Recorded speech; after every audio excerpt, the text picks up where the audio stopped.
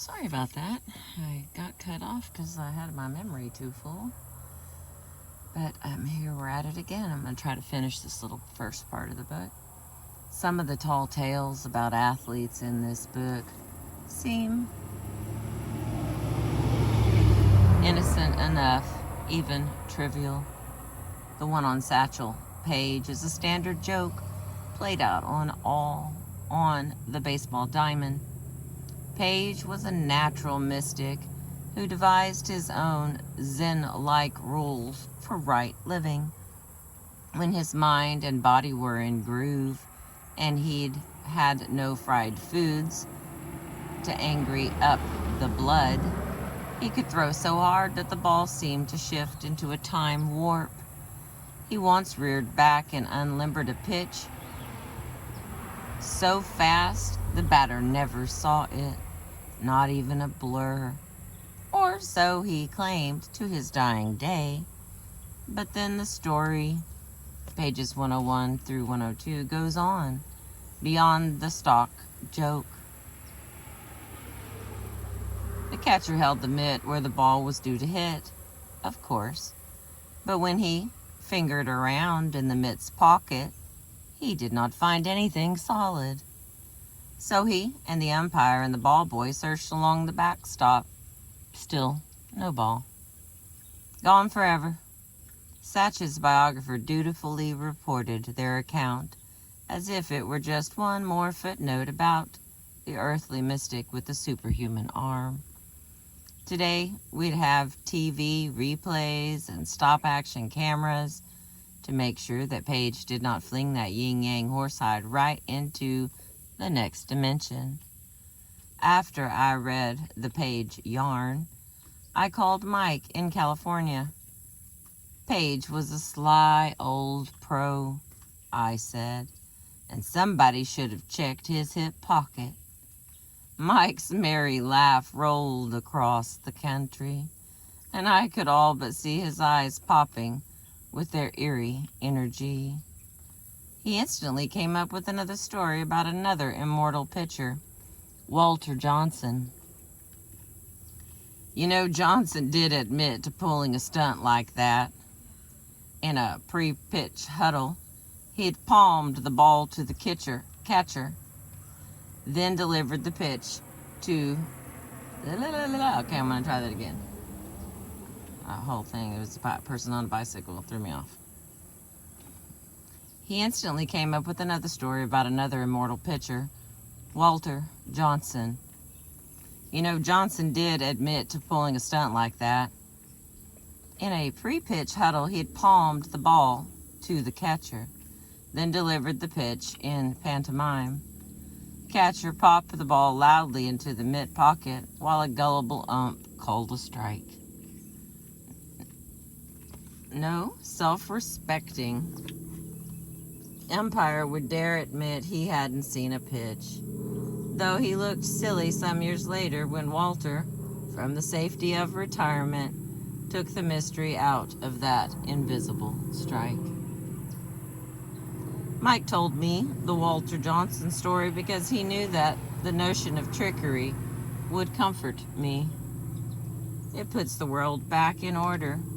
It lets things work with the tinker-toy logic of classical physics, the way they did in the good old days before subatomic particles had a peculiar quality called charm.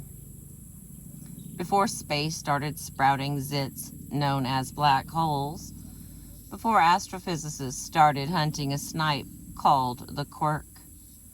Deep down, and maybe not very deep, I'm homesick for the nostalgic world we had before some of our toughest scientists went around the bend.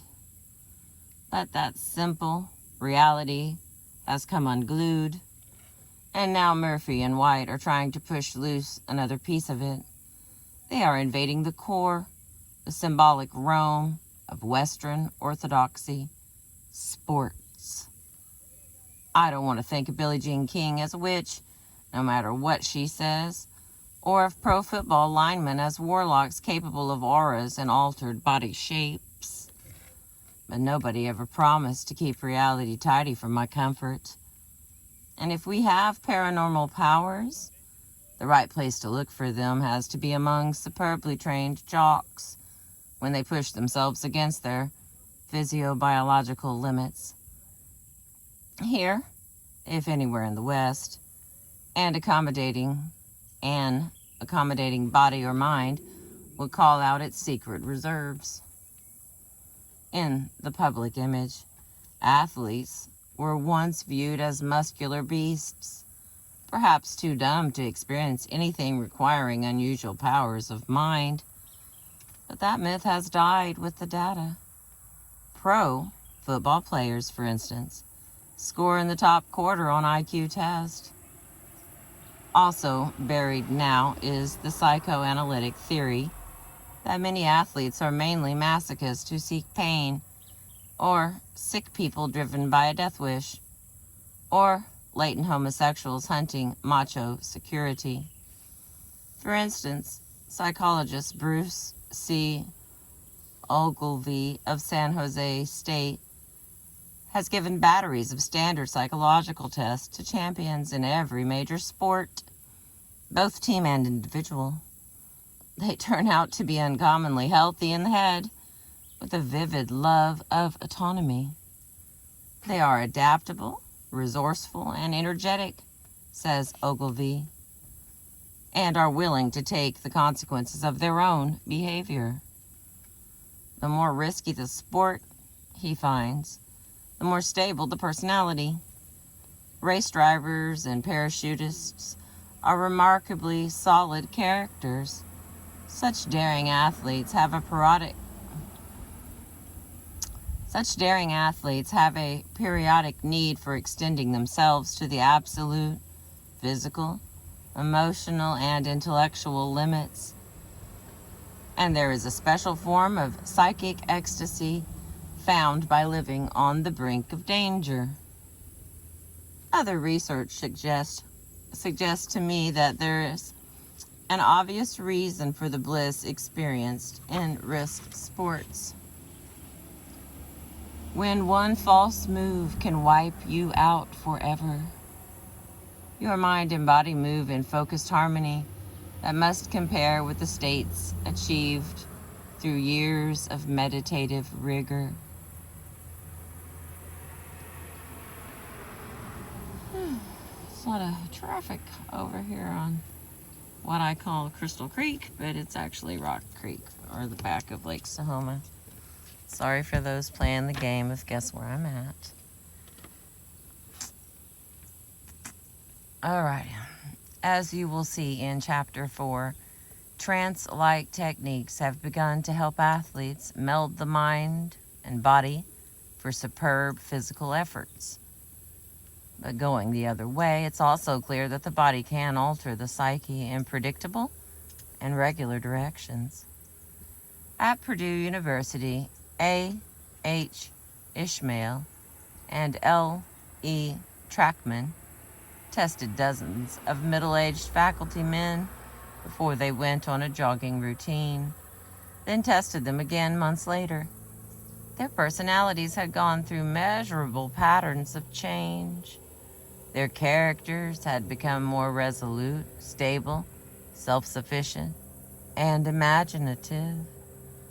There is rising evidence that our logical latent culture trains away, or partly distorts, many of our natural gifts, cutting the head off from the breathing corpus,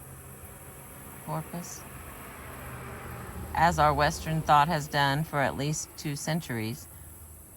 We have also cut ourselves off from a great deal of practical reality.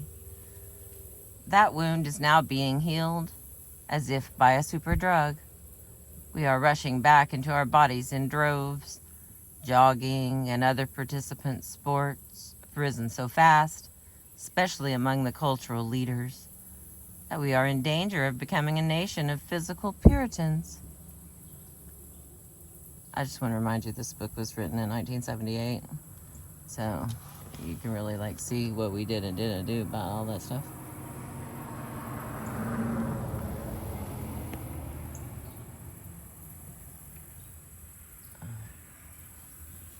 Our bodies, physical Puritans, okay. Our bodies have become the last frontier, the center of mystery. Some 58% of all Americans now say that they have experienced ESP. Millions believe in spiritual or psychic healing. Some 27% of men and women say, when asked, that they have somehow communicated with a dead friend, and about 6%, according to the National Opinion Research Council, have undergone deeply mystical experiences, such as being bathed in light, like St. Paul on the road to Damascus. My neighbor, George Gallup, says he's never seen a change as dramatic as the shift toward physical perfection. And on the religious side, he reports that about a third of all Americans are into some kind of mysticism, Western or Eastern. Most of the vivid new religious thrusts have to do with body mysticism, not with the more abstract forms of belief that were once the grist of revivalism. God is not dead, he's in the gut. Murphy and White in this book are raising the ante on body mysticism. Murphy, having lived in an ashram in India and become a student of Sri Aurobindo, is convinced, as was Aurobindo, that Zen and other schools of Eastern psychology live up to their claims of tapping into realistic knowledge about the body. In this tradition, the disciplined mediator discovers certain internal vibhuti perfections or siddhas powers and go beyond the mechanical capacities we normally expect. They include inner seeing and inner feeling, almost literal perception of the kinetic activities of the muscles and blood vessels. They also include a wide range of peculiar gifts, such as being able to slow down the flow of time, change body shape, or even induce moments of invisibility. Perhaps they include the Satchel Paige trick of making a ball defy gravity and laws of normal physics. In the pivotal Chapter 5, Murphy calls upon ancient literature to support the tall tales told by modern athletes. When a football player claims to see an aura over an opposing lineman, he argues the seer may not be just punch-drunk or lying. In effect, Murphy and White use Eastern philosophers to defind, D-E-F-I-N-D-E. Use Eastern philosophers to define the sanity and honor of Western athletes. Such suggestions still leave me shaking my head in caution, I admit. But the evidence in the book builds, story by story, to an acute sense that we cannot brush aside the whole idea. We have only begun to explore in psychosomatic medicine and in psychology the remarkable ways in which the mind and body invade each other's dominion. Many of the Eastern insights have already paid off in research. We would never have believed before Joe Kamiya's, K-A-M-I-Y-A apostrophe S, biofeedback research that a yogi could actually alter his brainwaves as well as body temperature and heartbeat. The infusion of Oriental ideas is now opening up other areas of research in the West's labs. That combination can produce startling results. Yet to me, the scene is quite ironic. In the meeting of East and West, my college master at Yale, F.S.C. Northrop, laid down a turgid argument that East and West would encounter each other on a high philosophical plane, a sort of blue continuum. He was wrong. The East now meets the West on very ordinary ground, right here in the human body. All right, that's the end of the beginning that I got cut off in. Now we're reading The Psychic Side of Sports, will be chapter 1. I appreciate you. I've been reading to you from The Psychic Side of Sports.